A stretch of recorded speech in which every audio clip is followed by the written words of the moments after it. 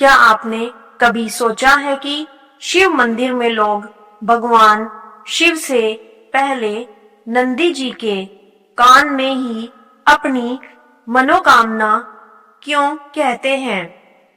आखिर ऐसा क्या राज है कि हजारों सालों से भक्त धीरे धीरे नंदी के कान में फुसफुसाते हैं और कहते हैं कि उनकी मनोकामना सच में पूरी हो जाती है?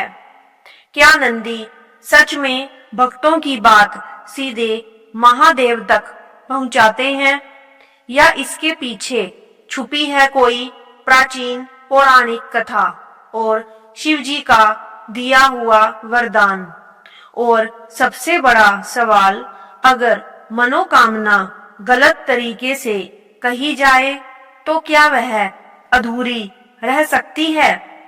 आज हम आपको बताएंगे नंदी के कान में मन्नत मांगने का असली रहस्य, जिसे बहुत ही कम लोग जानते हैं।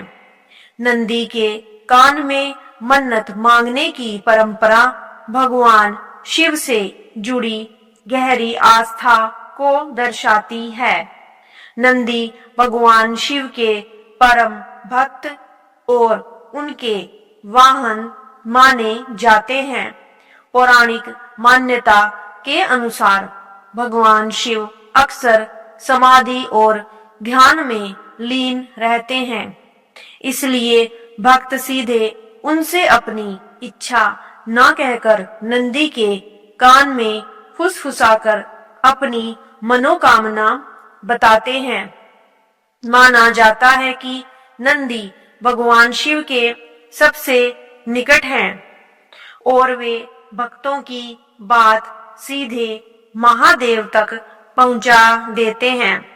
कथाओं के अनुसार भगवान शिव ने नंदी को यह वरदान दिया था कि जो भी भक्त उनकी मनोकामना नंदी के कान में कहेगा, उसकी इच्छा महादेव तक अवश्य पहुंचेगी।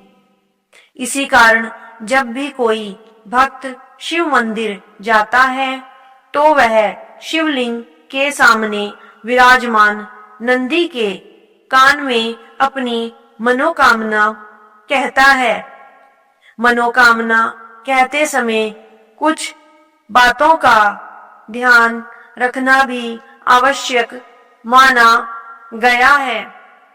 परंपरा के अनुसार अपनी इच्छा नंदी के बाएं कान में फुसफुसाकर कहनी चाहिए और दाएं कान को हाथ से हल्का बंद कर लेना चाहिए ताकि बात किसी और को सुनाई ना दे। साथ ही अपने मुंह को हाथों से ढककर धीरे से मनोकामना कहनी चाहिए। कहा जाता है कि मनोकामना कहने से पहले ओम का उच्चारण करना शुभ होता है और कभी भी किसी का बुरा नहीं मांगना चाहिए। यह परंपरा केवल एक मान्यता ही नहीं बल्कि भगवान शिव के प्रति श्रद्धा, भक्ति और नंदी की महादेव के प्रति अटूट सेवा का प्रतीक भी मानी जाती है।